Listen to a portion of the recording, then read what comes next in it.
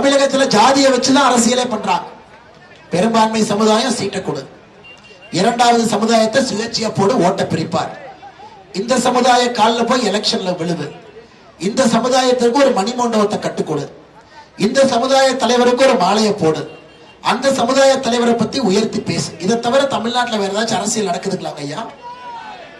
இதை தவிர தமிழகத்துல எந்த அரசியல் நடக்கு?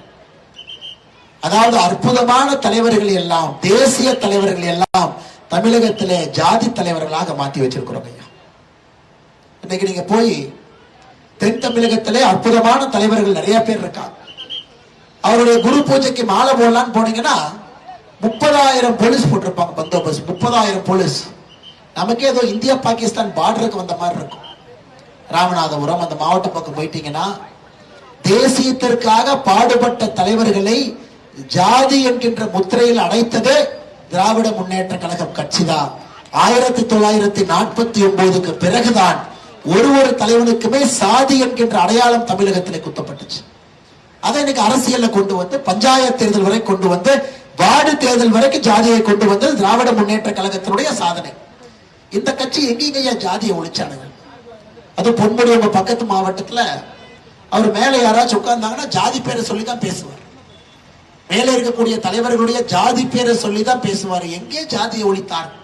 ஜாதியை வைத்து வைத்து அரசியல் வியாபாரம் செய்து முதலமைச்சருடைய நாற்காலினுடைய 2வது காலே ஜாதி அரசியல் ஐயா. 3வது கால் குடும்ப ஆட்சி. அந்த கோபாலபுரத்துல ஒரு குடும்பம் இன்னைக்கு 4வது தலைமுறைக்குள்ள எட்டி பார்த்தாச்சு. கலைஞர் கருணாநிதி ஐயா, அது போய் மு.க. ஸ்டாலின் ஐயா, அது போய் உதயநிதி ஸ்டாலின், இன்னைக்கு வந்து இன்பநிதி ஸ்டாலினும் ட்ரெய்லர் ரிலீஸ் பண்ணிட்டாங்க சேலத்துல. அந்த ட்ரெய்லர் ரிலீஸ் ஆயிடுச்சு, மெயின் பிக்சர் தான் பாக்கிங்க ஐயா. என்னை கோபாலபுர குடும்பத்தினுடைய 4வது தலைமுறையை நோக்கி ஒரு பக்கம் போதும். தமிழகத்துல நீங்க எங்க பார்த்தாலும் குடும்ப ஆட்சியில் இருப்பவர்கள் தான் அமைச்சர்களாக இருக்கிறார்கள். அன்பில் மகேஷ் பொய்யாமொழி 3வது தலைமுறை, கீதா ஜீவன் 2வது தலைமுறை, தங்கம் தென்னரசு 2வது தலைமுறை. எம்பிக்கெல்லாம் எடுத்துக்கங்க, உங்க பக்கத்து எம்பி எடுத்துக்கலாம். துரைமுருகன் பையன் எம்பி, பொன்முடி ஒரு பையன் எம்பி, தங்கம் தென்னரசு அவங்க தங்கச்சி தென் சென்னை எம்பி, தயாநிதி மாறன் எம்பி, அவங்க அப்பா முரசொலி மாறன். வட சென்னை எம்பிக்கு போனீங்கன்னா ஆற்காட்டு வீராசாமி ஒரு பையன் கலாநிதி வீராசாமி, சொல்லிட்டே போலாங்க ஐயா. அப்பா மந்திரியா இருந்தா பையன் எம்பியா இருப்பார். அப்படி மிஸ் ஆகி போச்சுன்னா மேயர் ஆக்கிடுவாங்க. இது புதுசைலன்னா மேயர், குடும்பத்துல மேயரும் கொடுத்து. சமீபத்தில் அந்த பாத யாத்திரை ஒரு தொகுதிக்கு போயிருந்தாங்க ஐயா.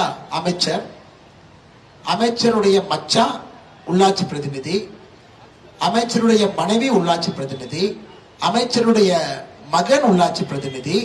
இன்னைக்கு உள்ளாட்சி பிரதிநிதிகள் வரைக்கும் குடும்ப ஆட்சியை கொண்டு வந்து வைத்திருக்கின்றார்.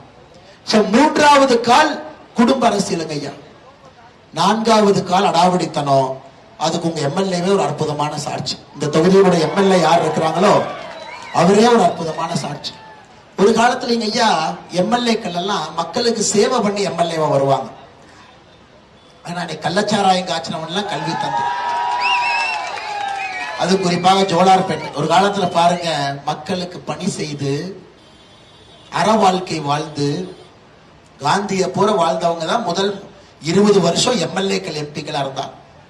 இன்னைக்கு சாராயம் காய்ச்சினவன் எல்லாம் எம்எல்ஏ. என்னன்னு